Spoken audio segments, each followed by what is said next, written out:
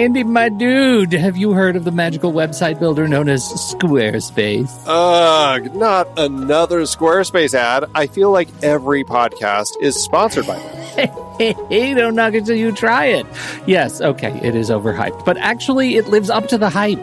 Squarespace is like a website fairy godmother. With a click of a button, your site transforms into a beautiful masterpiece. A website fairy godmother? That sounds interesting. What makes it so magical?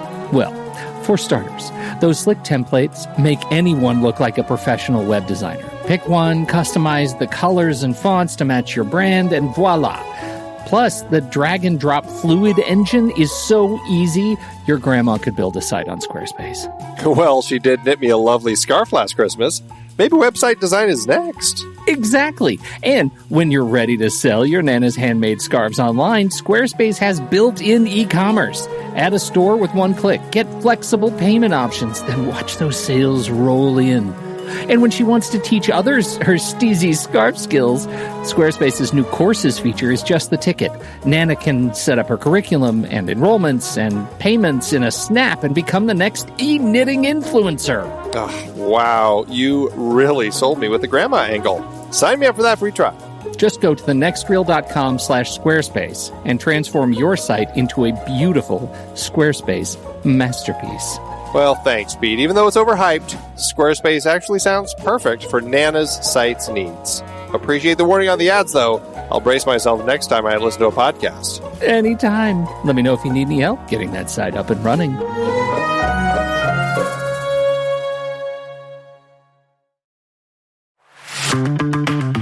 It's hard to believe that we've been having in-depth weekly conversations about movies since 2011.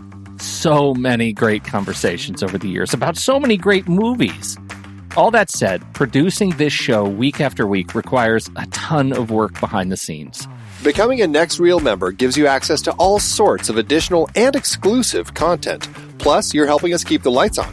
Just head to thenextreel.com/membership, where you can learn more about becoming a member, which costs a measly $5 a month, practically the same as one fancy coffee drink. And you get so much more. Every month, we record a bonus episode exclusively for members. Those episodes cover movies from whatever series we're covering at the moment, or add to previous series. Some movies we've covered that only members get to hear us discuss include The Blues Brothers, The Russia House, Naked Lunch, Independence Day, The Hot Rock, and Relic, the better one. Plus, members get to vote on what we're going to discuss for those episodes. We also record additional pre- and post-show content in regular episodes that only members get to hear.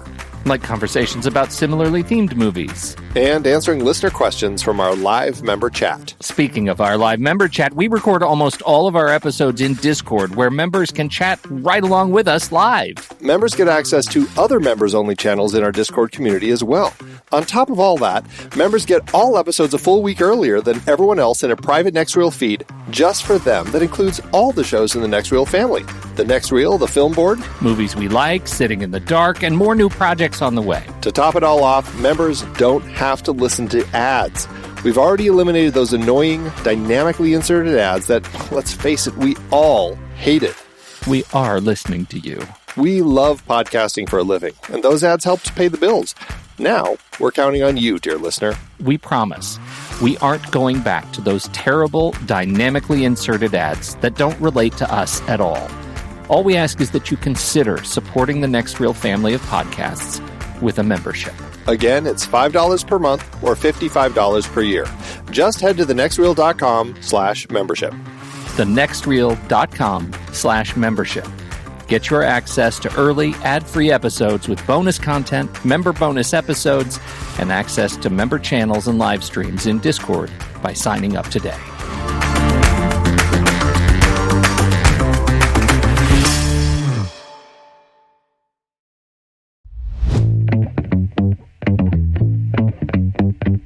Welcome to Movies We Like, part of the True Story FM Entertainment Podcast Network. I'm Andy Nelson, and that over there is Pete Wright. I'm Pete Wright. On today's episode, we have invited cinematographer Lyn Moncrief to talk about Paul Thomas Anderson's Magnolia, a movie he likes. Lyn, welcome to the show. Hi, thank you. Thanks for having me. We are thrilled to have you to talk about this movie. This is a big movie. You sent over a lot of interesting movie potentials to talk about, and we picked this one because there's so much to talk about with this movie. So we are thrilled to chat about this one. I'm very excited. Yeah, we booked the rest of the afternoon with you so that we could really, really dig in. This could be a conversation for a long time on this movie. Right. Yes. One episode per story, pretty much. Exactly. Well, before we start talking about Magnolia, and we'll certainly have plenty to talk about that, let's talk a little bit about you and your work as a cinematographer. So let's just start at the beginning. How did you kind of end up finding cinematography and becoming somebody behind the camera? From an early age, I was always fascinated with movies. My parents were fascinated with movies. So in some ways, I kind of blame my parents because they took me to everything. I remember it just as like one anecdote. My mom took me out of school one day to go see a reprint of Lawrence of Arabia. Wow. So that's how, of one of many examples of kind of where just the love of cinema was from my parents. And they're not involved in filmmaking in any aspect. You know, when I started to go through junior high and high school, I was very involved in still photography as well.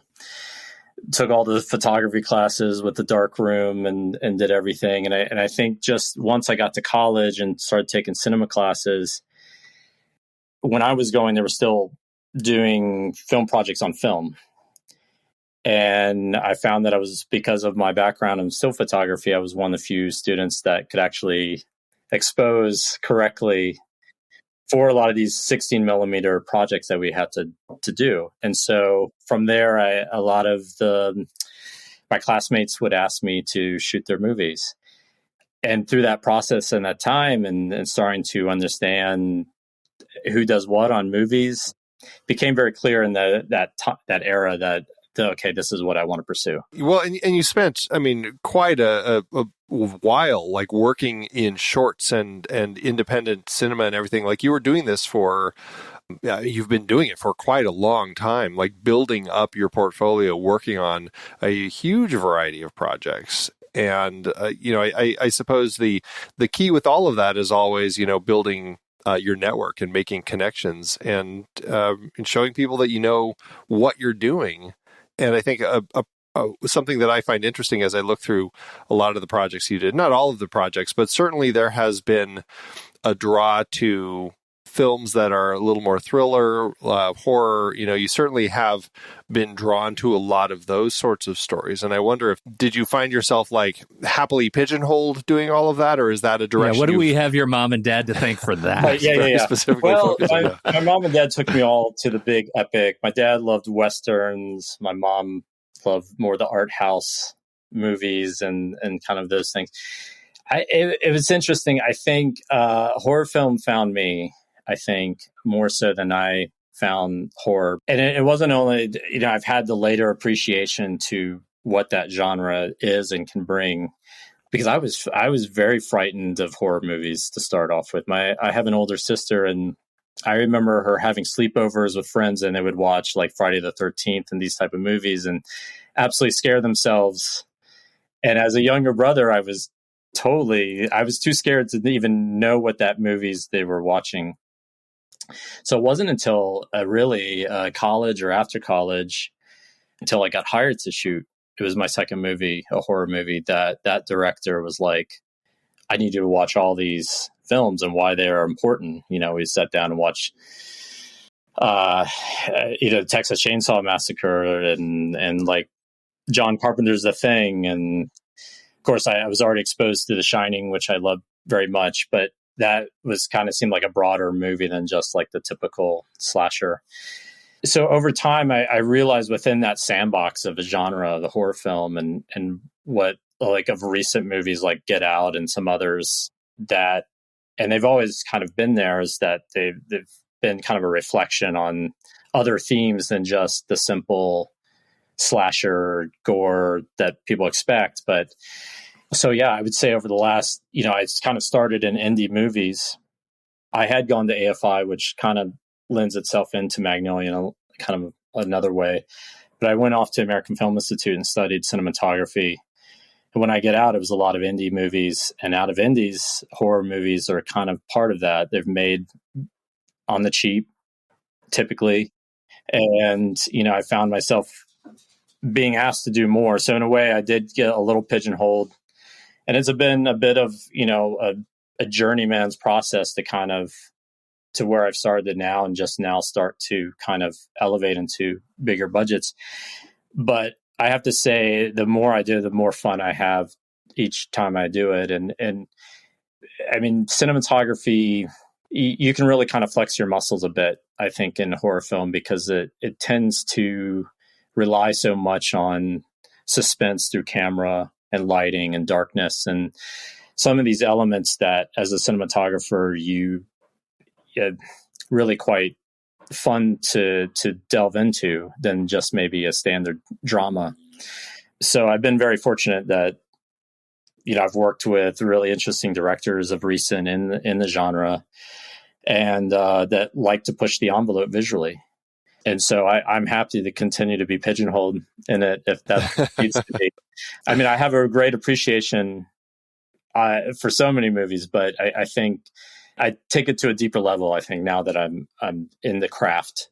Sure. And, than just beyond just what maybe at face value a lot of people see the genre to be, It's interesting because there are so many elements within, I suppose every genre has their tropes, but certainly there are a lot in horror that end up, and some of them are specifically camera related, like, framing a character where, somebody's immediately behind them, and when that character moves, you reveal something. Like, do you find yourself playing and like really reveling in the tropes that you get to play with? Do you find yourself saying, how can I do this where I don't fall into just doing it with the trope? But like, how does that play into that process? I was thinking the other day, I mean, someone's used this analogy before, but, like magic tricks and making movies, there's always been that kind of connection, right? And of course, like Christopher Nolan made that movie, but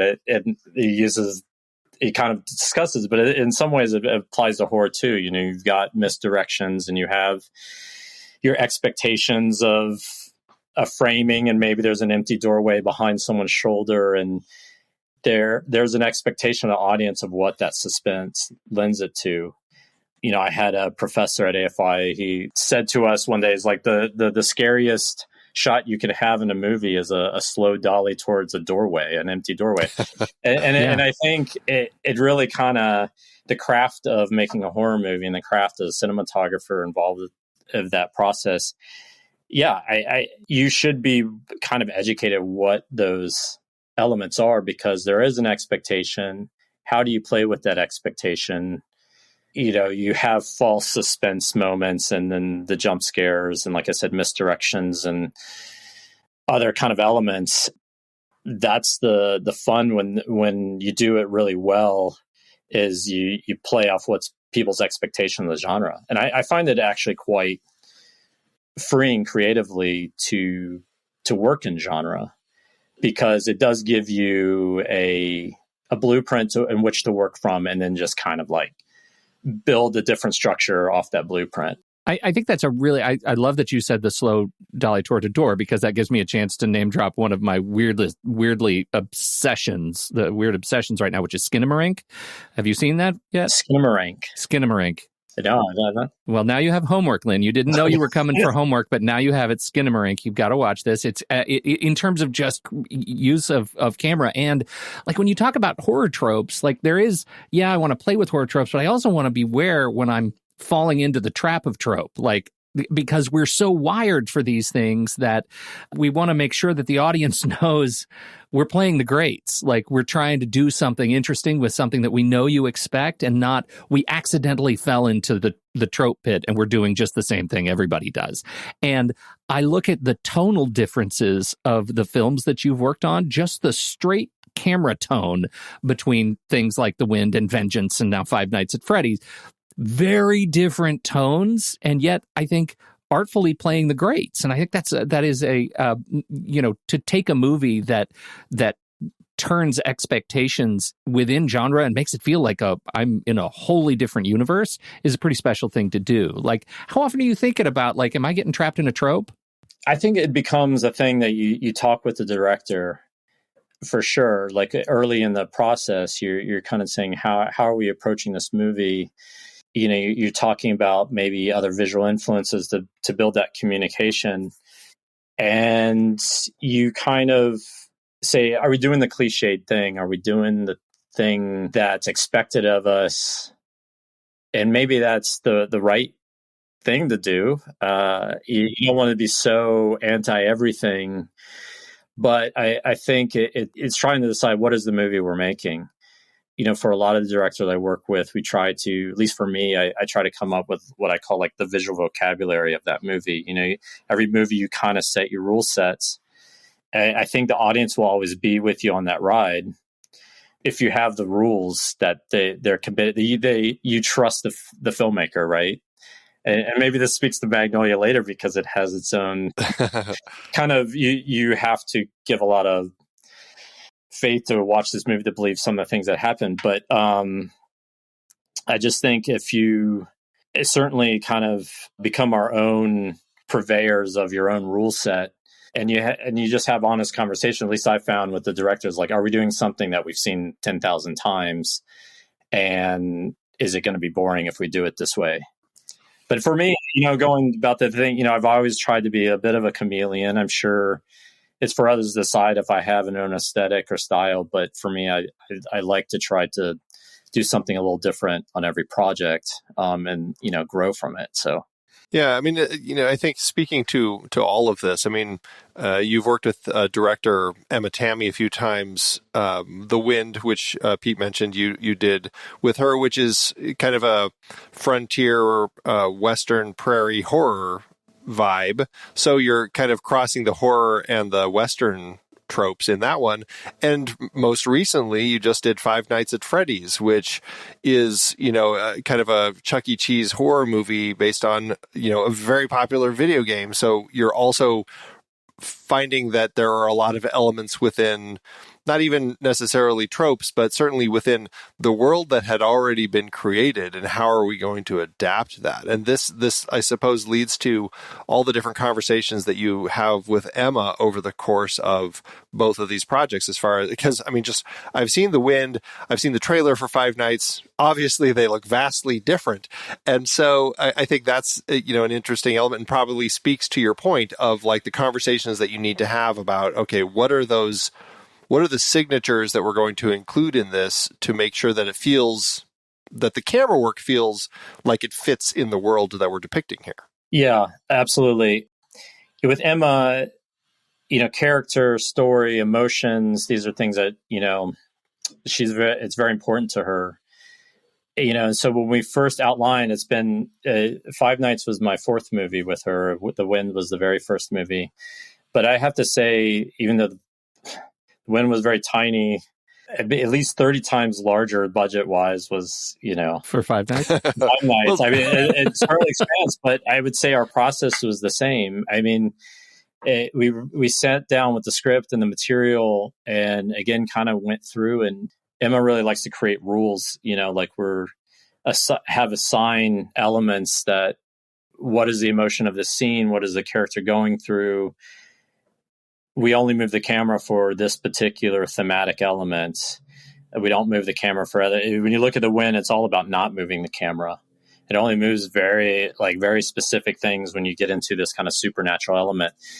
That was like our Bergman movie, because we reference a lot of Bergman, a lot of Kurosawa. It was a very specific framings, and very can we make a captivating movie without moving the camera? She wanted that just very specific framing. Five Nights is very departure of that, but it's still like the process was like, what is the emotion of the scene? What are the characters? What's our like emotional perspective of this? And let's have rules that we only do this type of camera movement or framing or lenses for this, and only for that. You know, we set sometimes not what we do or what we don't do, and maybe we don't use certain colors for certain scenes, and we associate, like, she tried to break it down in every department, and I try to bring my own thoughts to the table for that as well. And So it's interesting that when you go from like such different budgets, the process has remained the same with both of us. And, for Freddy's, we really wanted to kind of push both of ourselves out of our comfort zones of how do you approach this material. And obviously it was different because we're adapting it from source material, and you have to kind of adhere to certain elements that was very loved by the fans of this movie as a very popular video game.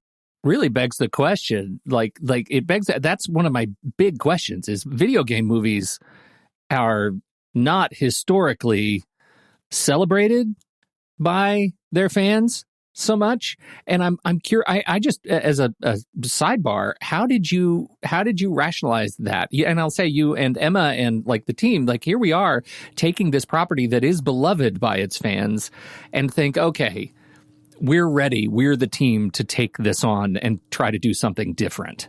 What's interesting about the video game, and I think maybe is different from other adaptations, although there's been more success recently, like The Last of Us, which I think was awesome. I mean, I didn't know anything about video game, but I thought the series was really well done. And you've got like Mario Brothers and all these other kind of iterations. But, I think Five Nights was already a unique video game within the video game world. And I wasn't like a big gamer, but, it started as or was and continues to be like an independent, video game created by one person versus maybe other video games from much larger kind of conglomerate. And I think it had its own kind of cult status as a video game. And I think when we translated over that, the creator, Scott, was already so involved in the making of the movie as well, that I think it lends itself different.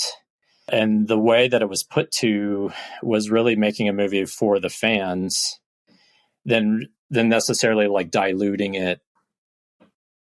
I think the perspective was like, let's really make it for the fans and what they love about the video game and expand it and hope that it expands to a wider audience versus like diluting, where I think other movies have diluted to try to only open it to a broad base.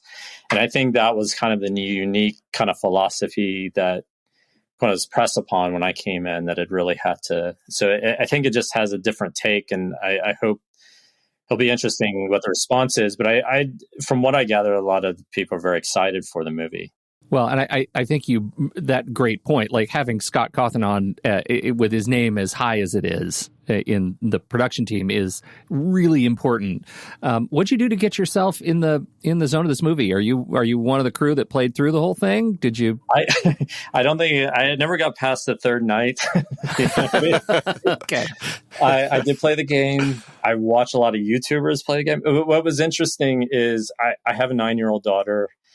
So once I started to accumulate lots of research for this, for a lot of books, and I started watching the game, and I had bought the game on my Switch, and my daughter was like, "What are you doing? What is this? What is this world? Can I learn about it?" And so I've kind of joked before, like she became my unofficial research assistant because she became so obsessed with it and wanted to see every YouTuber play it that every day she would tell me some new fact. And she read, because the canon's quite large. There's novels and different things. And I'd bought all that, and she started reading all the books and telling me different aspects from it. So just even from immediate, you see how quickly people have responded to this world, which I think gave me a new just appreciation of what I was about to undertake with this. But sadly, I never survived the full 5 nights. I'm so sorry for your loss. Much of what Emma wanted to really bring from it was really the experience of like when you play it, the first person experience of of the terror of not knowing. Like you only get glimpses of things, the hearing of stuff, not knowing what's beyond the door. Those kind of jump scare beats. It had to have that still like core to it of the movie, even though you're translating a totally different narrative, and you have to draw people in, obviously, with characters, and so it's not just gameplay that you're watching for an hour and a half plus. But you're pulled into some kind of narrative, but it still had to have that, like, at its core, the same kind of thing that you loved about the suspense of the video gameplay. And so that was always kind of a leading factor in a lot of the approach for, especially once we're in Freddy's. There's lots of nods and lots of all the other departments working together to create additional Easter eggs and all these other things. For me, photographically, so much because it really pulls from the first game, and it's all about security monitors. So that obviously had to be an aspect we had to really play a big homage to from the video game play, but it had to expand beyond that, and we had to bring our own kind of aesthetics to it as well. It's hard to make any sort of judgment just because we haven't seen the movie yet. But I'll tell you, I mean, from the trailer, you really get a sense of how invested you are in the security camera experience, right? Like, that is so much a part of Mike's experience in there. The piece I'm most interested in when you talk about aesthetics is what your thinking is when you go into thinking about the actual animatronics and making them scary. They kind of do the work themselves, or well, and especially because, to add on to that question, since it is like, Jim Henson's workshop created these big things, the process of not only like making them scary, but shooting them in a way where you're not seeing the people who are helping move them. Yeah, I mean, first of all, it was absolutely amazing to work with Jim Henson Company, because it already was a big nostalgic fest for me. Yeah, absolutely. As a kid growing up, and it was. They have a creature shop in Burbank, and fortunately, I was brought in very early when they started having their meetings. When Emma, and initially, I was very fly on the wall with a lot of those creative discussions. But when it started to come down to actually building and stuff, we started to do our camera tests with them very early on.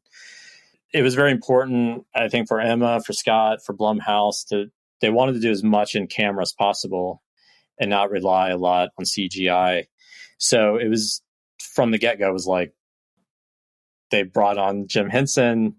And so the initial test was just like, how do these look on camera? How do you light them? How do they look scary? In what light? How do they move? And then under what configurations? Because there were several. Some are fully animatronic with servos and everything. Some elements had to be with stunt people. And a combination of part stunt, part animatronics, part different things. So a lot of the testing phase was to see what looked great from what direction. And you had other, like Foxy, which is all full exoskeleton. So, when you're moving Foxy, you're coming under other more traditional puppeteering, when you're dealing with that. And it was all very exciting for me because I've never worked with puppeteers, and there's all these big teams, and really exciting to see Emma work with them in terms of trying to come up with different personality traits under what conditions they do. For me as a cinematographer, it's just like I said, lighting is there's that fine line of scary to goofy. But what's interesting about Freddy is that it's not, there's different tonal things that why I think is loved by so many is that it's scary, but then there is this kind of levity within it. I mean, I don't think it's not just volume 11 at the horror, there's some other kind of elements in it. And so it was through that testing to find what maybe hits what tone for what and what kind of lighting for what. And, we had what was important for Emma was you have this young character, Abby. You have Mike, who's the main character. He's the security guard. But, Abby's perspective is a very childlike world view versus the actual audience for it's different. And she wanted to play with those kind of ideas. And, we talked a little bit of the Spielberg movie, like Jurassic Park, where you go in, it's all fantastical, and then everything goes wrong. And it's we're this is amazing. Is oh, what have we gotten ourselves into? And Spielberg does that so well. So, we wanted to have different facets and different perspective moments with those animatronics. So we tested a lot. And even while filming, you had puppeteers and stunt people, and they had their own core group doing a lot of previs.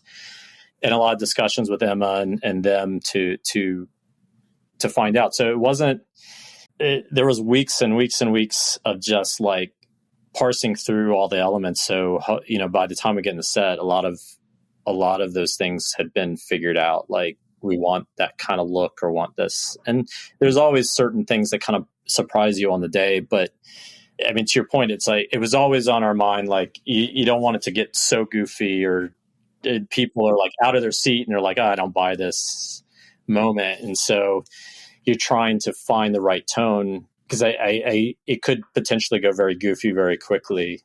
And that was certainly a challenge. When I first read it, I was like, okay, animatronics, haunted animatronics.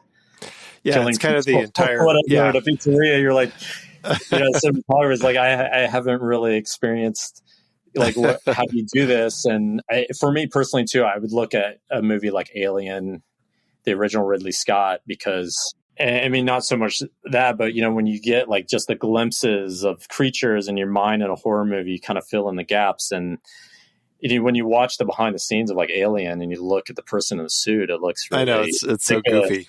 And so it's kind of like that same idea. It's like you're kind of parsing out. And a lot of that, too, is just editorial, on Emma and the editor, like finding those moments. But for me in the test, it was like, what looks good?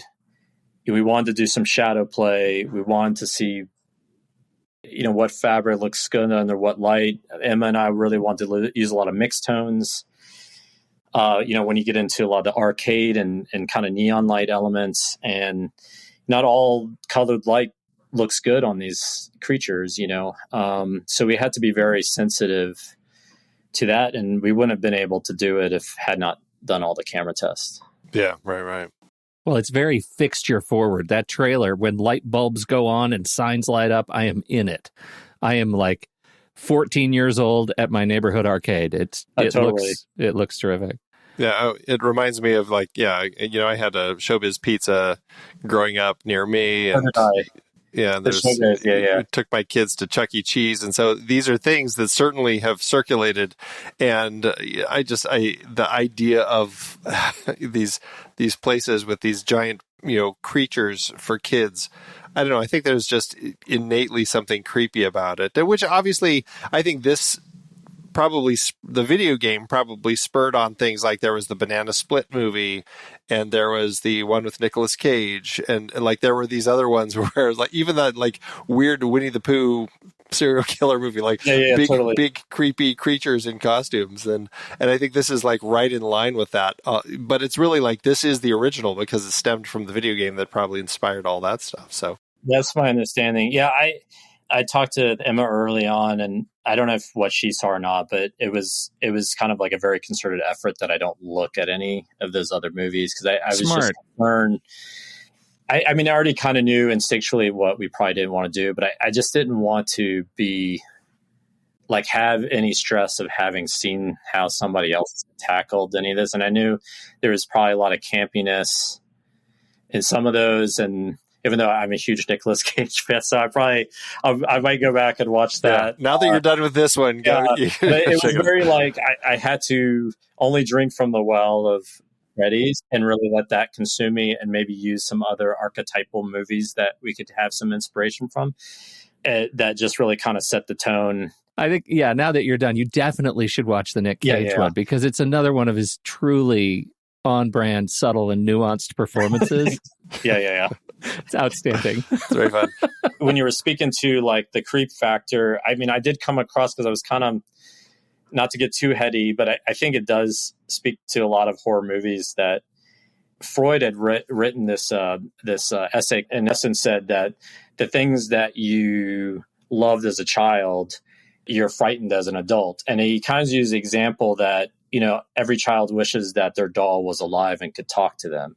But if in fact that never came to fruition, as an adult would be a very frightening thing.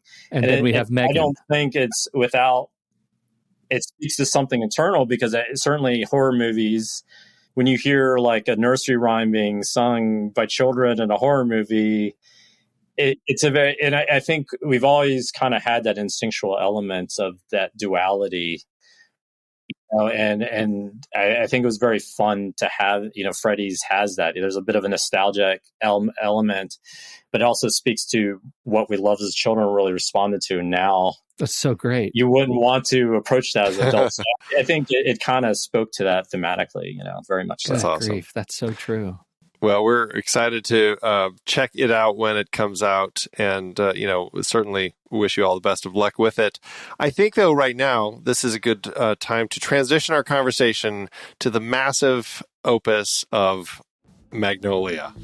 Now, what I'm going to do is I'm going to read a line to you from an opera. I want you to give me that line back in the language in which the opera was originally written. And for a bonus $250, you can sing it. I'm Stanley Spector. There is the story of a boy genius. Willa Cather. Thomas Kidd. Jean-Baptiste Clairmoyer. And the game show I'm host. Jimmy Gator. Live from Burbank, California. First question for 25. This French playwright and actor joined the Béjart troupe of actors. And the ex-boy genius. I'm Quiska Donnie Smith. I used to be smart, now I'm just stupid. There is the story of the dying man. I'm Earl Partridge. I have a son, you know. You do? Find him. I'm Frank T.J. Mackey. His lost son. What did he say? Because I am not going to take care of him. What does he want? And the dying man's wife. I'm Linda Partridge. I took care of him through this, Alan. What now, then? Me and him. Did you understand? There's no one else. No one else. The caretaker. I'm Phil Parma. See, this is the scene of the movie where you helped me out. And there is the story of a mother. I'm Rose Gator. You come home soon after the show. I love you. Love you too. And the daughter. I'm Claudia Wilson Gator. Now that I've met you, would you object to never seeing me again? And the police officer in love. I'm Officer Jim Curring. My life is very stressful, and I'd hope to have a relationship that is very calm and undemanding and loving. So if you are this person, please leave me a message at box number 82. And this will all make sense in the end. I know life is getting shorter. I can't bring myself to set the scene, even when it's approaching torture. I've got my routine. This is not an easy job. I have to take everything and play it as it lays. Sometimes people need a little help. Sometimes people need to be forgiven.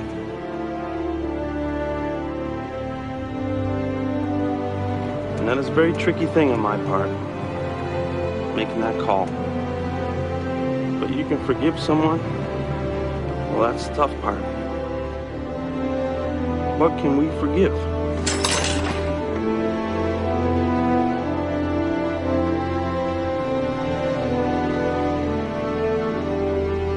Was that unclear? Kind of. Oh, God.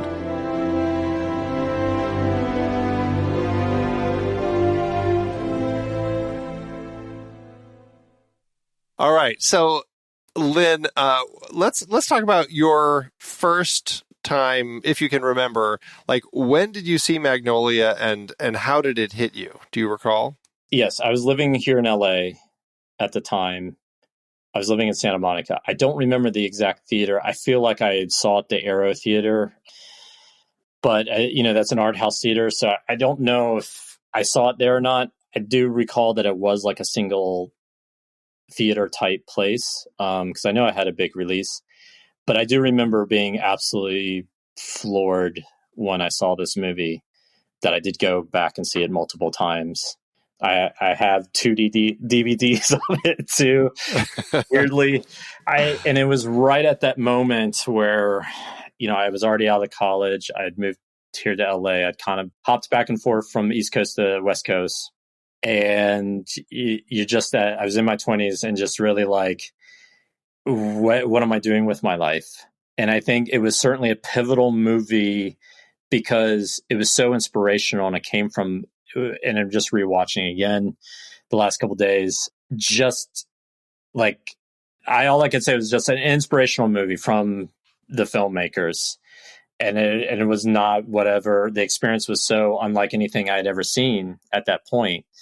It was almost like operatic in a way. I think it was one of the movies at that time that really was like, kind of kicked my butt in gear and said, you know what, I really, if I can't make that movie, because I'm probably never going to make that movie. It was like at the one point very discouraging, because you see those movies occasionally. Like, I'm never going to aspire to that film.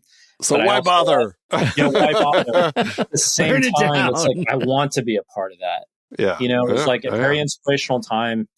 And when I think of like horror movies that just it maybe don't really shape me aesthetically, but just inspire me to go to want to be part of this community, that was one of them. And like I said, I went back multiple times and watched a movie because it's so dense and so layered. And like I said, I'm a bit intimidated even talking about it because there's so much there.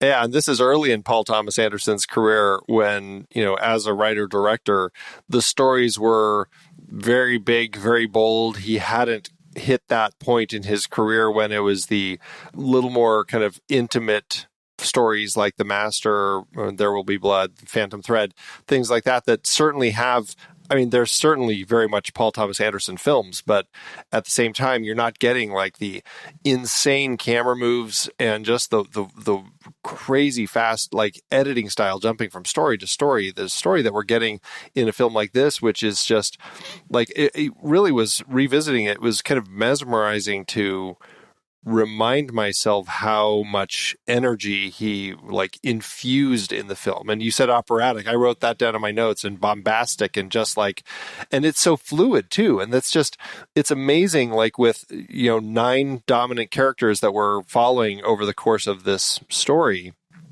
that were moving so effortlessly from one to the next and back and forth. And yet we're still able to kind of keep tabs on all of them and what they're up to and how it all connects. And it's really amazing to me. That's why I said it feels like such an inspirational movie. Like it wasn't, I feel like it could only be made by someone who's, he's obviously an incredible talent, but at the same time, maybe a certain naivete of inspiration that just kind of went forth and said, there's nothing going to stop me to make this movie, because I don't know. And I know it's a lot of critics maybe slammed at the time as feeling pretentious of this, but I just feel like he just jumped off this ledge and just took everybody with him.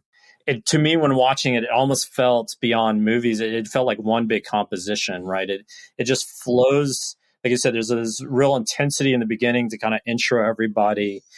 And there's like a pace, like it feels like nothing was ever an afterthought, because music in this is so like ingrained, and obviously the Aimee Mann songs as well, that he was just constructing this composition of peaks and valleys in the tone. And it just feels so compositional because it's so mosaic and layered on top of each other. And then you have these elements that kind of speak outside the narrative with like the overdub of the music video kind of elements of people singing to the fanatical elements at the ends with the frogs. And it's just, very few people can do it, right? Just watching again just inspired me. Like, how do you do that? Because I know how difficult making a movie.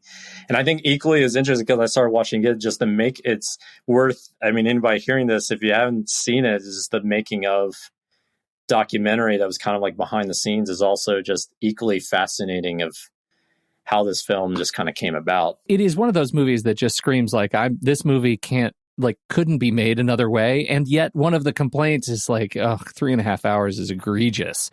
To me, this is one of the movies that never feels like 3.5 hours. It's just a breath because it is so propulsive.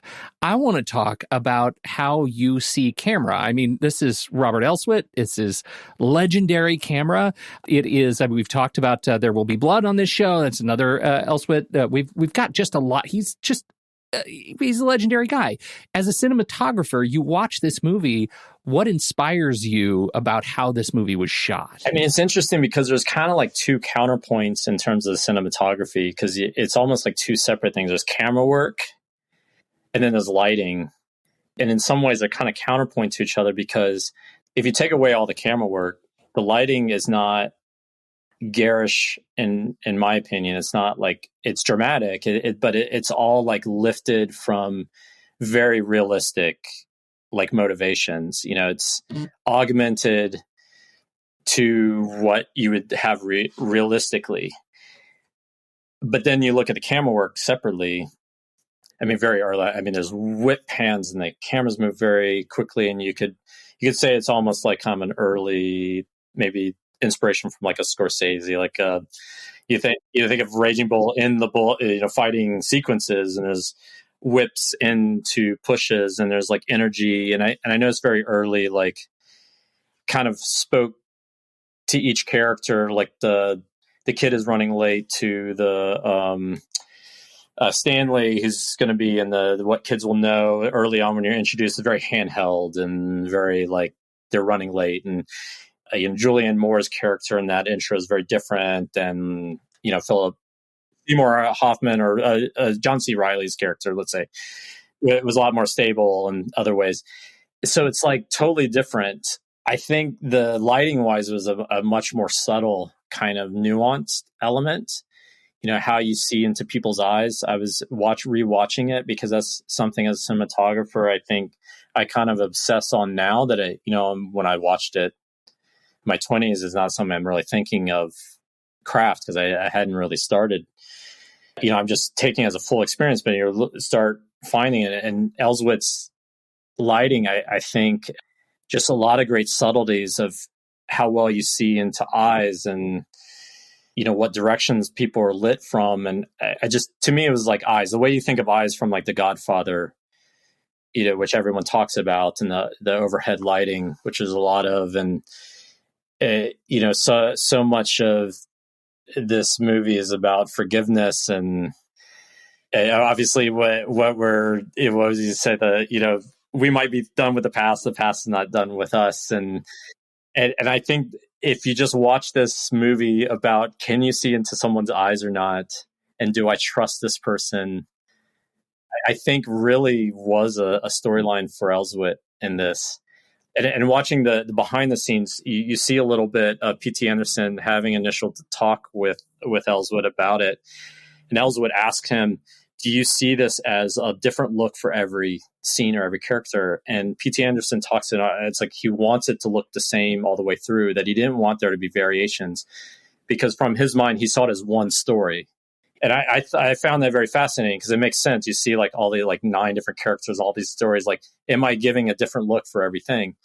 It's like that was this baseline. And then it's the camera work that really, like, the lighting grounds you, but the camera work and when it's intense and when it's more slow pace, and that's the thing that really like has the peaks and valleys, and it's the lighting that really keeps you stabilized in it. And so I think there's a lot of sophistication there, because I think in a young DP, you're going to say, well, let me flex my muscles right on the lighting wise. And I think there's just a lot of understated, very subtle things that Elswit did in this movie. Well, and that's, I suppose there's a real line there as far as like working with the director. And I think Anderson has certainly proven himself a director who understands the language of cinema and how to use all of the different elements at his disposal to kind of tell the stories that he's telling. And working with someone like Elswit, deciding like when we're going to use the whip pans because this is going to give us that energy, and we're going to like just the character introductions, like as we whip over into Jimmy Gator when he's like doing an introduction or something, and the camera flies in toward him, and we have a really fantastic oneer when Stanley arrives, and we kind of follow, and it's just like it's like kind of his Boogie Nights face. Yes, he's just all over the place. We're going right. everywhere, but then you're also looking at it struck me that there was a scene between John C. Reilly and Melora Walters where it's when he comes into her house and the music's really loud. And right when he first meets her, and it's around the time when she's given him the coffee, and it's a oneer, and like we're staring at the two of them for a very long time, just having a conversation, and as the director knowing, okay, this is also going to be a oneer, we're going to allow these two performers to actually give the scene the energy that it needs. I don't need to be moving the camera all over the place. I don't need to be cutting. I'm just going to allow it to live and breathe as is, as opposed to other times when he does have some other fast cuts. And that's that's the interesting thing that I suppose as the director and the DP working closely together to make sure that they understand the way that the energy is flowing through the film, especially knowing that, these films are completely shot out of order and it all gets edited and stuff gets cut and left on the editing room floor. And so it's like trying to figure out, we want to keep this energy here. And then, tomorrow we're going to be filming a scene that is at the end of the movie and we really need a lot of energy. And, it's complicated, and it's the exciting nature of film. It's a very thought out paced movie in that way. And yeah, there are a lot of scenes that don't cut, where a lot of emotional scenes. I mean, maybe there's a cut of a back and forth, but it largely like holds on a performance when it needs to hold on a performance. Yeah, it's not like you're just doing coverage in a movie. Like there's real intention to what they're doing when, for what scene. And watching, I just feel very guided and assured from a very good, like an amazing filmmaker in that way. Yeah, I mean, there's some amazing performance. The two scenes that, I mean, maybe it's not really similar, but I do think even it's Tom Cruise's best performance in the movie. He's so good in this. So good. Yeah. And that scene that he has with Jason Robards is like incredible.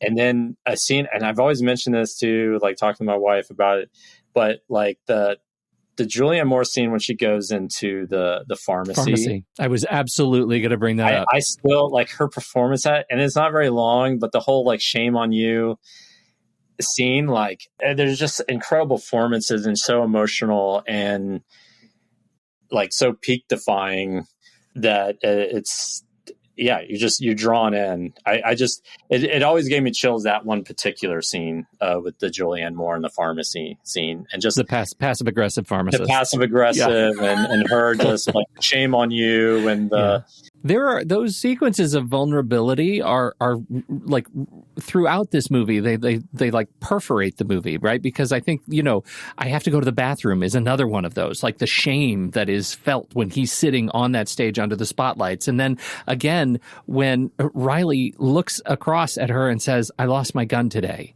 Like that is soul-crushing performance right there. Soul-crushing demonstration of vulnerability on screen. And all of these moments tie together. When you talk about this as a film about forgiveness, yeah, I mean, that is what defines the essence of this movie, is these performances of these people.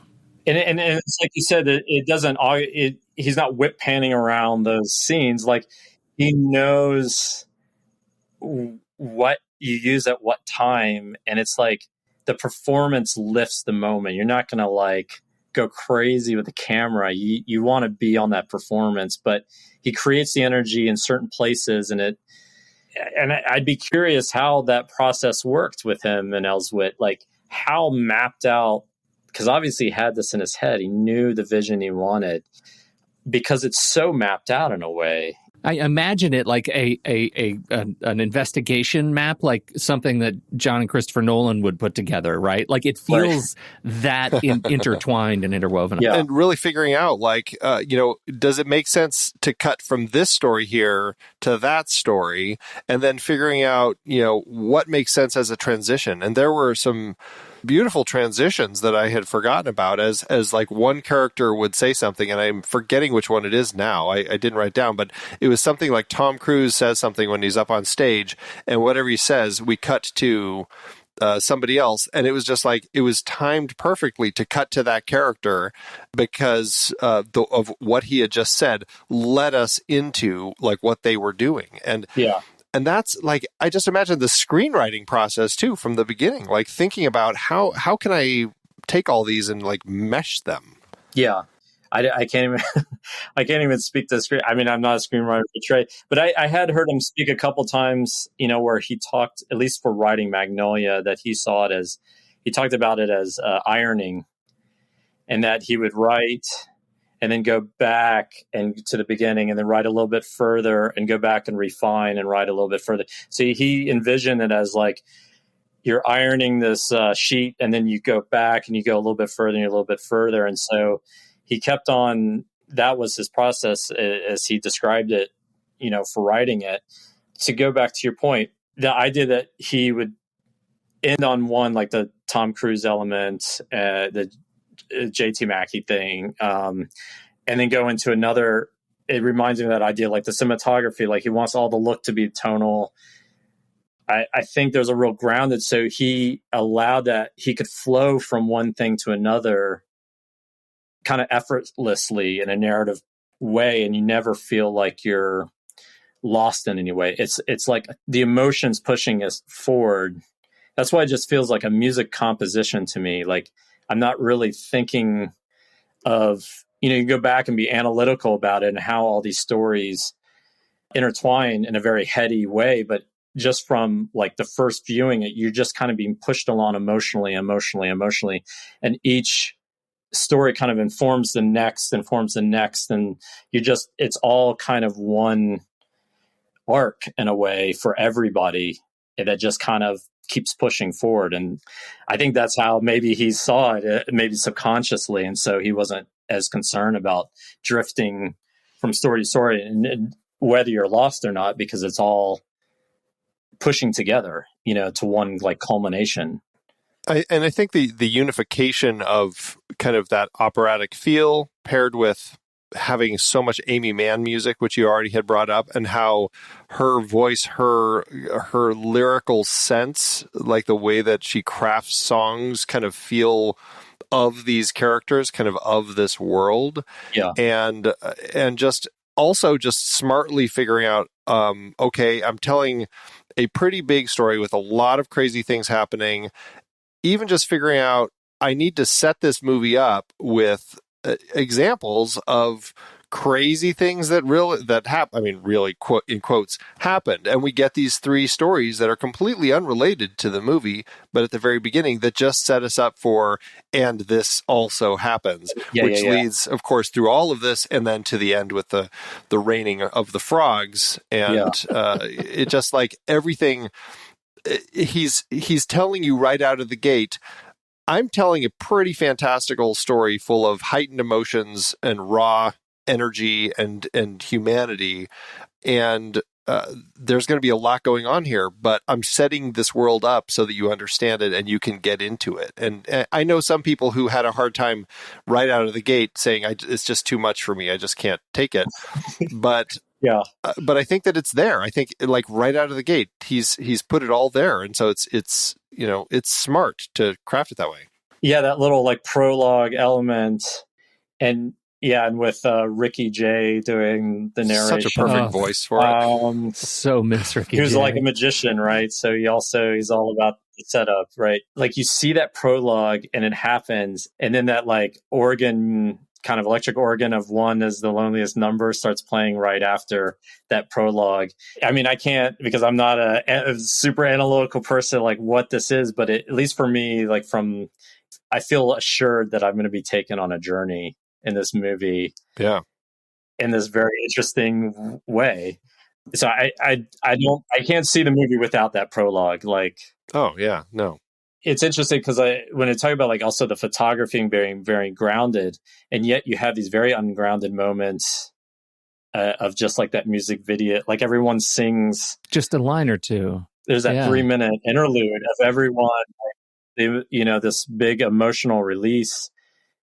And when do you see that in a movie? Like how often in something like that, like, and maybe that does set us up enough with the frogs, because you're on this like emotional journey and you accept it. Like to me is like the most amazing, like you see everyone in their various facets of where they are in this social. And I don't know if anything else expresses that better than them singing the lyrics of an Aimee Mann song in each of their like elements of that beat. It just kind of like becomes this poetic, expressive moment that kind of transcends anything that would have dialogue happen, or, it really puts you in the seat of where the headspace is of all these various characters. And for me, I'm in on it. Like I'm watching it, and there's never a moment I'm like, whoa, it's like, but it works. Like to me, it just, it so works in this movie.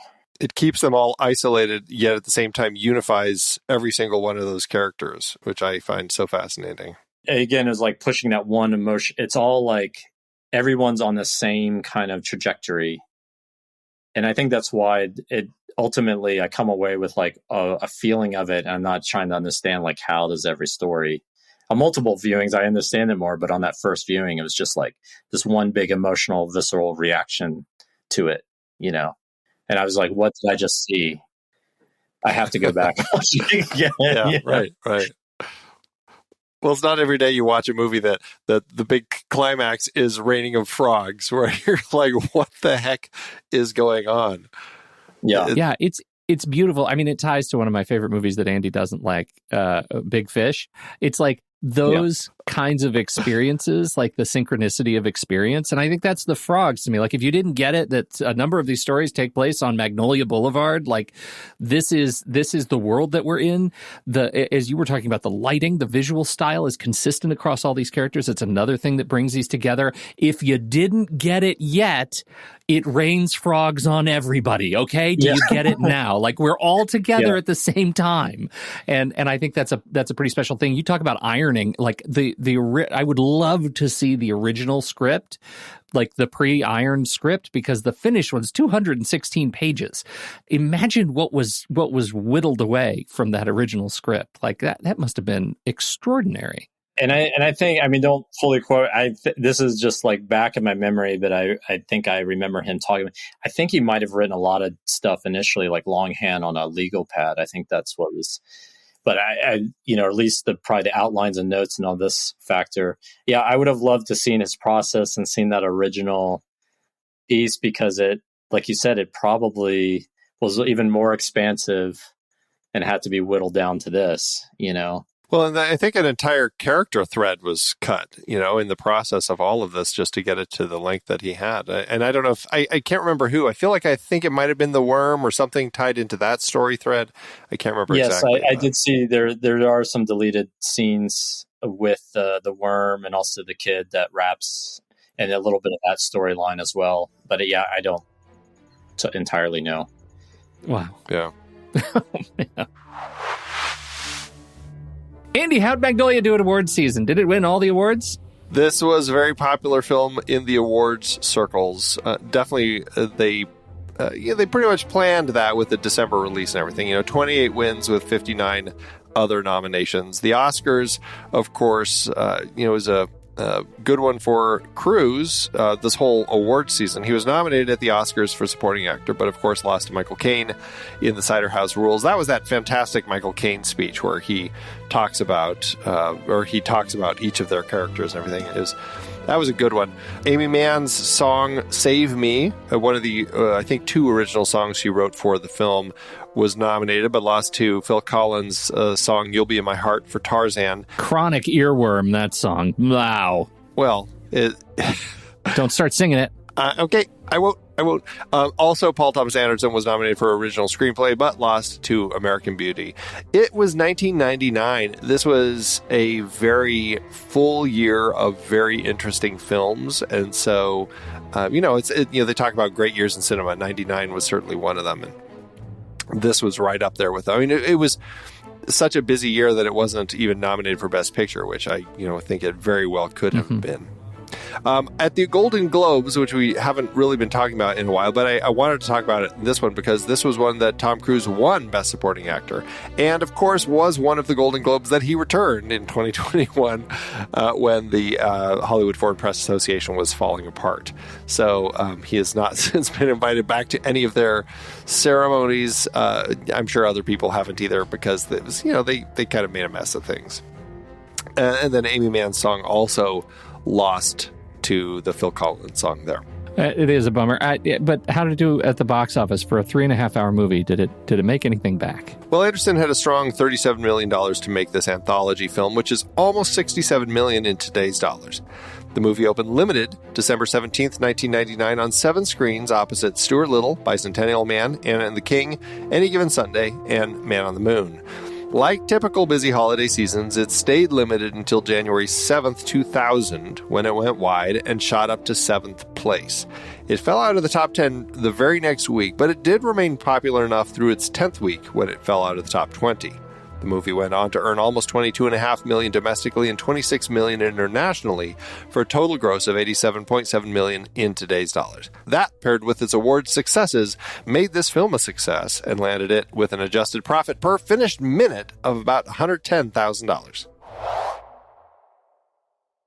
I mean, in the process of thinking about a film like this and looking at the performances, it does make me wonder, like, how much, and this is, always something I'm curious about with films, but like, how much rehearsal are they getting? I know it can be a real rarity in film these days to like actually have time to rehearse, but I feel like in something like this with so many characters, just as the director, I would imagine how helpful it can be to just like hear these characters and hear how they're working and just being able to kind of picture how they all are going to be fitting into the world. But I don't know. I mean, have you had a lot of rehearsal time on films that you've been involved in?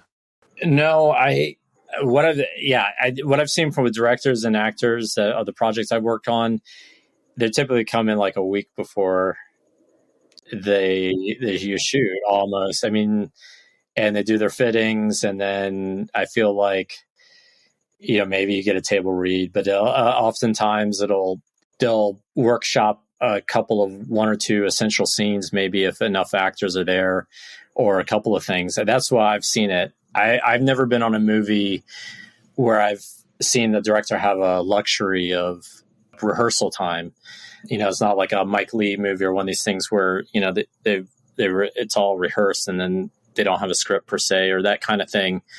And so for me, I always have a little bit of that pressure because you want to make sure the director has as much time on set with an actor. So just from a pragmatic standpoint, you're trying to make sure you're not wasting anyone's time, their due diligence to be able to have that time on set. So unfortunately, I haven't been on a project that gets a lot of that leeway.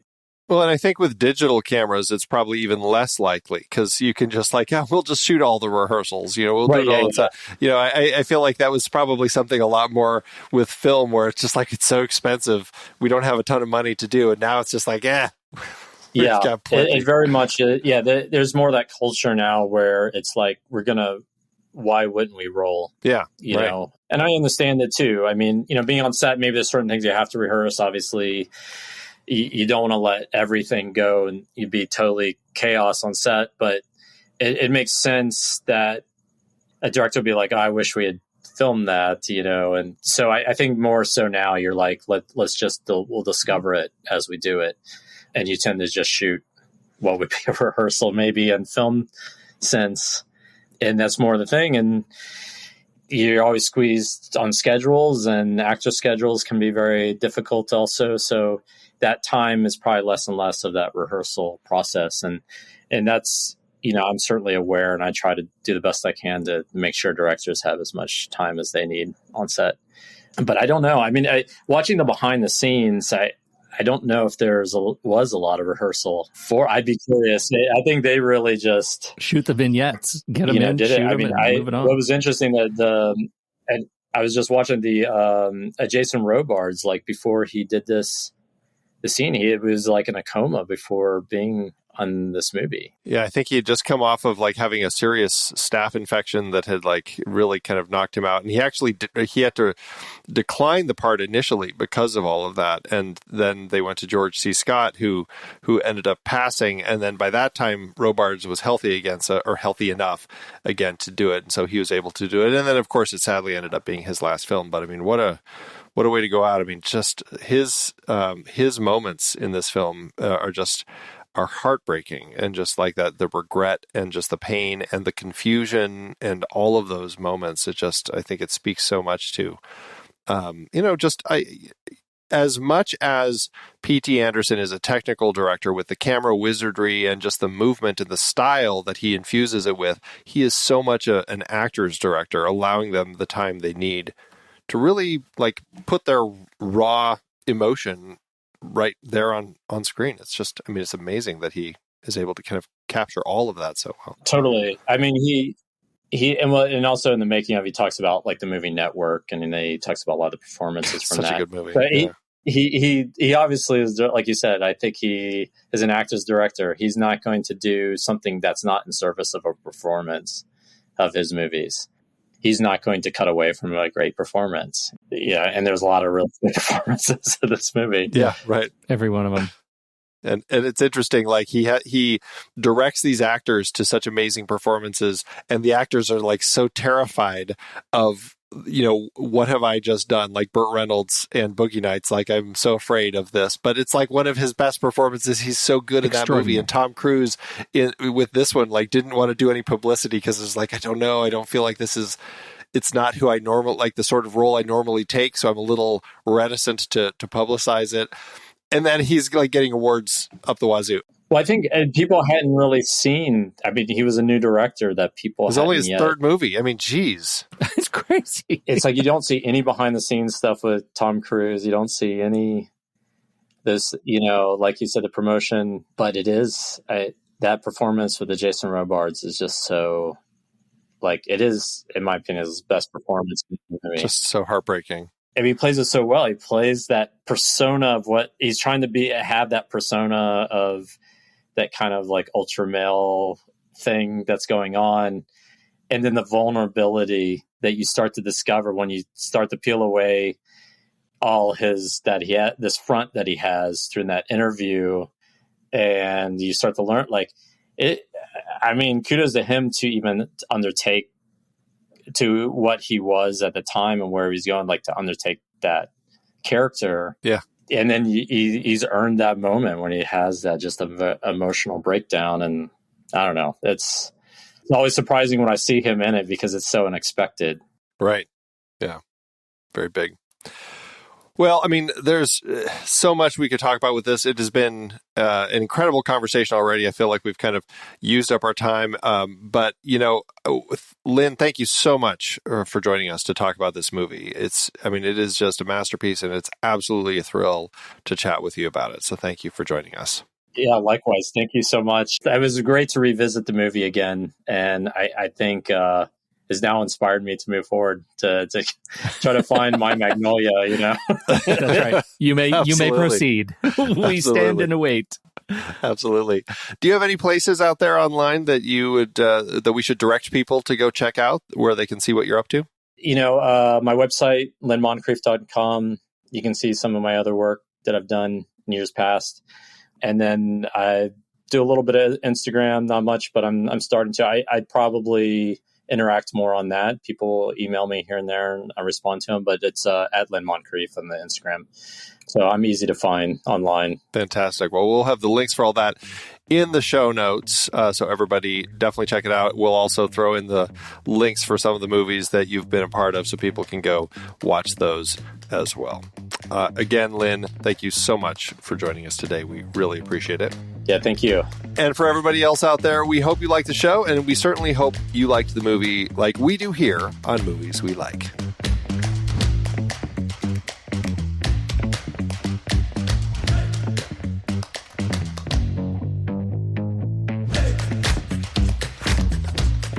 Movies We Like is a part of the True Story FM Entertainment Podcast Network and is produced by me, Andy Nelson.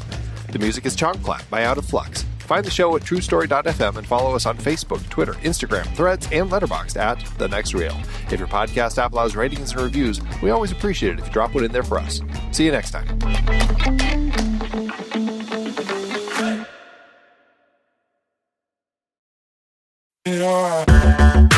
Andy, can you believe we've almost hit 700 episodes of The Next Reel?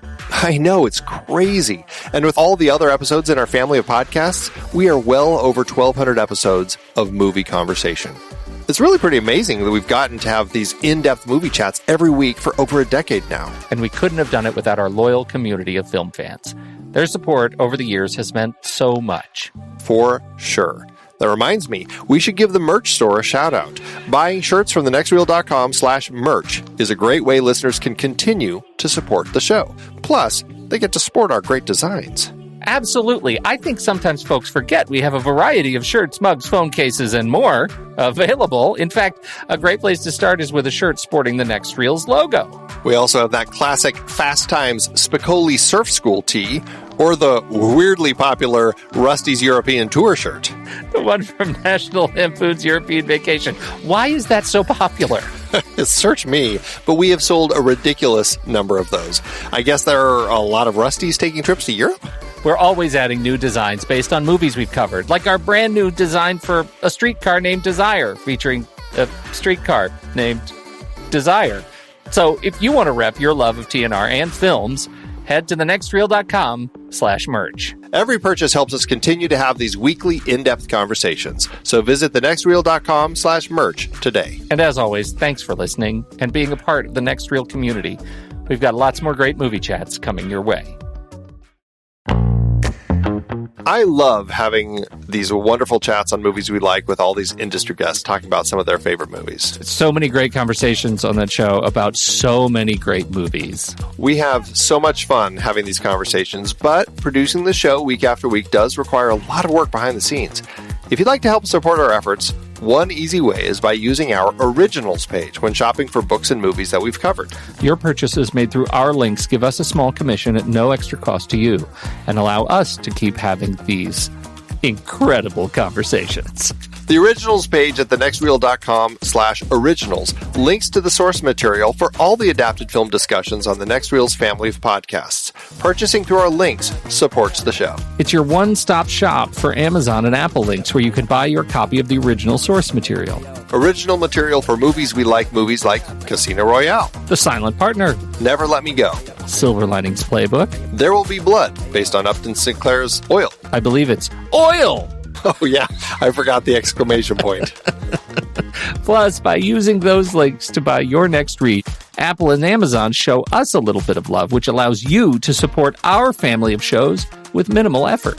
thenextreel.com/originals. It's a great way to support the show and find your next page turner. That's right. Head over to thenextreel.com/originals to pick out your next read and dig in today.